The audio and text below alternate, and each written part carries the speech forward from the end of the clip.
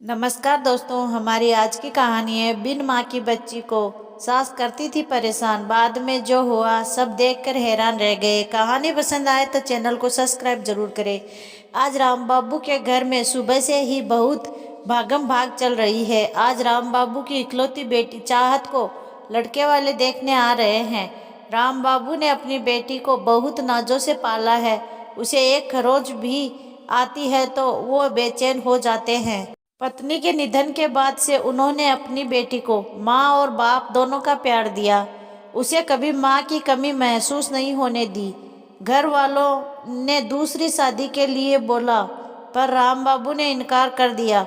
चाहत बहुत ही सुंदर और गुणी लड़की है जो देखे देखते ही रह जाए।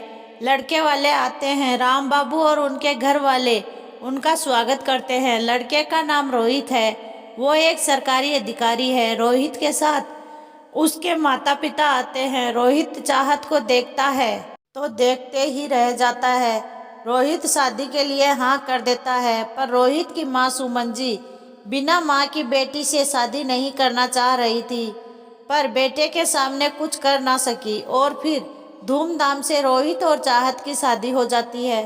रोहित की माँ सुमन जी को ताने मारने की आदत है। जब चाहत अपने ससुराल आती है तो सब चाहत की खूब तारीफ करते हैं। सुमन जी, आपकी बहू तो बहुत सुंदर है, उसकी पड़ोसन गीता ने कहा। तब सुमन जी कहती है, सुंदर है पर रोहित से कम। सुमन जी को लगता है कि बिन माँ की बेटी है, उसे कुछ नहीं आता होगा। वो अब हर बात पर चाहत को ताना देती है और कहती है, बिन माँ की बेटी है, क्या आता होगा, माँ रहती तब सिखाती ससुराल में क्या करना चाहिए और क्या नहीं। चाहत जब भी ये सुनती दुखी हो जाती, पर वो जानती है मेरे लिए मेरे पापा ही माँ है। और वो धीरे धीरे सुमन जी की आदत से भी परिचित हो गई थी। जब वो अपने पति और बेटे की भावनाओं को नहीं समझ सकती तो मेरी कहाँ से। रोहित अपनी माँ को समझाने की कोशिश करता और कहता, उसे हर बात पर ताना देना जरूरी है, वो सब कितने अच्छे से संभाल रही है। आपकी तानों की वजह से कितनों का दिल दुखता है, आपको जरा भी अंदाजा है। आपसे कितनी बार कहा है मैंने, पर आपको तो कुछ समझना ही नहीं है। कहीं ऐसा ना हो आपकी इस आदत की वजह से आपके अपने ही दूर हो जाए। इतना बोलकर रोहित वहां से चला जाता है। पर कहते हैं ना, जिसकी जो आदत है वो कभी बदल नहीं सकती। नेचर और सिग्नेचर कभी बदल नहीं सकते। रोहित भी ज्यादा बोल नहीं सकता, माँ है ना। पर कहते हैं जब सब्र का बांध टूटता है तो सब कुछ बहा ले जाता है।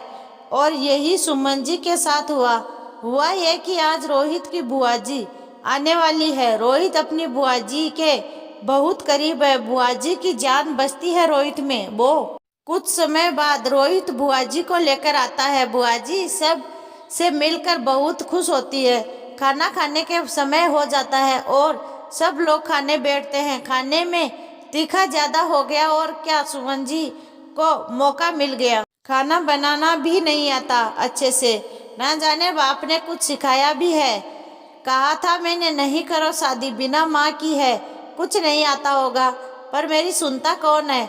यह सुनकर चाहत भी बोल पड़ी, माँ जी कमी मुझ में नहीं आप में है। आपकी आदत है हर बात पर ताना देना, चाहे वो सही हो या गलत। सब गलत होते हैं, सिर्फ आप सही होती हैं। बार बार आप ये कहती है बिन माँ की बेटी को कुछ नहीं आता। आपकी तो माँ अभी भी है, तब भी आपको कुछ नहीं आता। आप जैसे सोच रखने वाले लोगों की वजह से कोई भी लड़की अपनी माँ की जगह अपनी सास को नहीं देती, क्योंकि वो लायक ही नहीं होती है। और रोते हुए वो अपने कमरे में चली जाती है। तभी बुआ जी कहती है, सुमन, चाहत ने जो कहा सही कहा, तुमने कभी उसे अपनाया ही नहीं। हर रिश्ते में थोड़ी कमी होती है, पर उसे पूरा करना भी हमारी जिम्मेदारी है। अपनी आदत बदलने की कोशिश करो, वरना सब रिश्ते छूट जाएंगे। रिश्ते बहुत नाजुक होते हैं। माता पिता की कमी कोई पूरी नहीं कर सकता, पर उसे थोड़ा पूरा करने की कोशिश कर सकते हैं। आपको मेरी कहानी कैसी लगी कमेंट करके ज़रूर बताएं। धन्यवाद।